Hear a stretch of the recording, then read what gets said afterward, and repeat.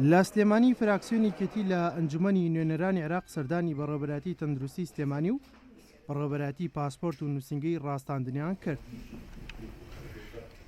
دواتریش دکتۆر سەباح هەورامی بەڕێوەبەری گشتی تەندروستی سلێمانی بە گرنگیەوە لە سەردانی فراکسیۆنی کێتی ڕوانی وتی لەبارەی داواکاری و کێشە و گرفتەکان گفتوگۆیان کردو بە تایبەت لە دابینکردنی دەرمان بۆ هەرێم و سلێمانی. بەسپاسەوە ئەمڕۆ کۆمەڵێک پەرلەمانتاری پەرلەمانی عێراق سەردانی بەڕێوەبەراتی گشتی تەندروستیان کرد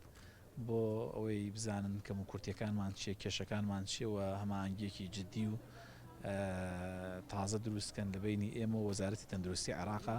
بۆی بتوانن هاوکاری بەڕێوەبەراتی گشتی تەندروستی سلێمانی بکەن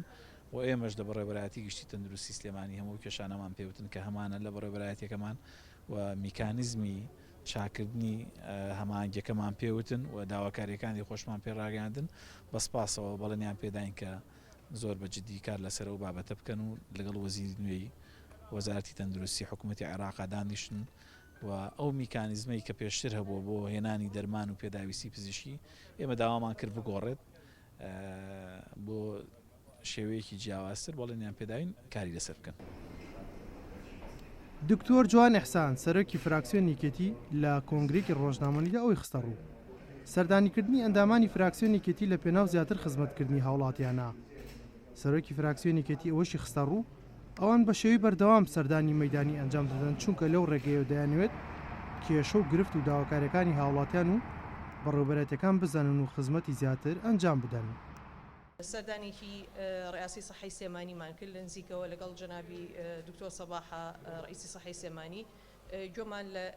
لەو کێشانە گرت کە وا ئەکات کە کاروباری هاوڵاتیان و ڕەوشی تەندروستی ئەگەر بوونی ئەم کێشانە هەبێت و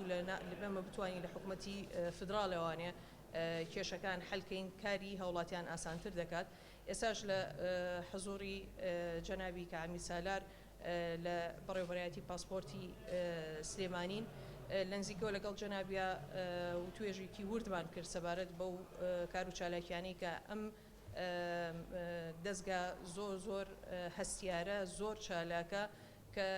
بەردەوام لە خزمەتی هاوڵاتیاندایە و کاروباری هاوڵاتیان بە میکانیزمی زۆر سەردەمیانە و گونجاو دەدۆزێتەوە بۆ ئەوەی کە دیسانەوە بزانین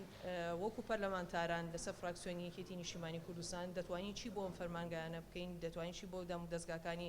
خۆمان بکەین لە عێراق و لەناو حکوومەتی فدراڵدا.